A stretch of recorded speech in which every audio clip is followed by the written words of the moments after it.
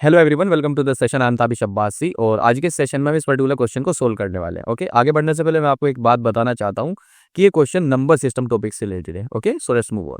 Question दो क्या बोल रहा है, what is the following number are exactly divisible by 45। देखो, क्वेश्चन बहुत बहुत बहुत ही ज्यादा सिंपल है। ओके, कोई भी इस क्वेश्चन को कर सकता है, लेकिन मेन चीज क्या है ना, कम से कम टाइम में कैसे इसे करना है। ओके, अगर कोई जो बंदा एप्टीट्यूड नहीं जानता, अगर वो इसे सोल्व करेगा ना, तो वो क्या करेगा, देखो इस क्वेश्चन में हमें ये बताना है कि भाई ये जो ऑप्शन दे के रखे हैं वो कौन सा नंबर है जो 45 से कंप्लीटली डिविजिबल है। अगर कोई नंबर एप्टीट्यूड नहीं जानता तो वो क्या करेगा, हर नंबर को चेक करेगा कंप्लीटली डिवाइड करके। वो ए को उठाएगा, ए ऑप्शन में से नंबर को उठाएगा, 20, 28, 60 इसे उठाएगा, 45 से डिवाइड करके चेक करेगा क्या ये डिवाइड हो रहा है या नहीं हो रहा है।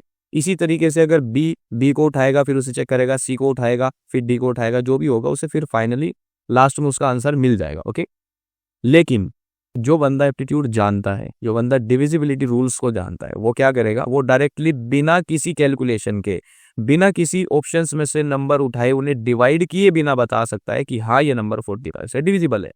इस चीज से हमारा टाइम बहुत बहुत ज्यादा बचता है और एप्टीट्यूड एग्जाम में टाइम हमारा प्राइम कंसर्न होता है।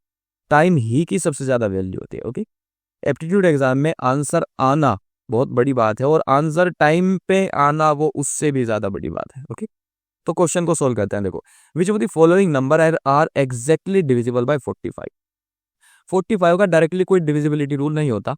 जो नंबर 45 किससे मिलके बना है, 9 इंटू 5। जो नंबर 9 एंड 5, ध्यान से सुनना, जो नंबर 9 एंड 5 दोनों से डिविजिबल है वो नंबर 45 से भी डिविजिबल होगा।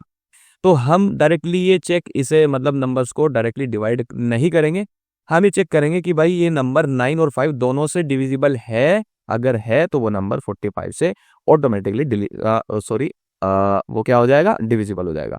तो सबसे पहला ऑप्शन देखो क्या है, 20, 28, 60, ये एक नंबर है और 5 से चेक करना बहुत बहुत ही ज्यादा इजी है। 5 कहता है कि भाई अगर किसी नंबर में लास्ट की डिजिट 0 है ना, तो मैं उसे पूरा डिवाइड कर दूंगा। तो फर्स्ट ऑप्शन ही हमारा कह रहा है कि भाई ये 5 से डिविजिबल ऑलरेडी है, क्योंकि इसके लास्ट की जो डिजिट है वो 0 है, तो ये 5 से तो डिविजिबल हो गया। ओके, अब देखो इनमें से क्या किसी के लास्ट में 0 है, इसके लास्ट में भी 0 नहीं है, इसके लास्ट में 0 नहीं है, इसके लास्ट में भी 0 नहीं है।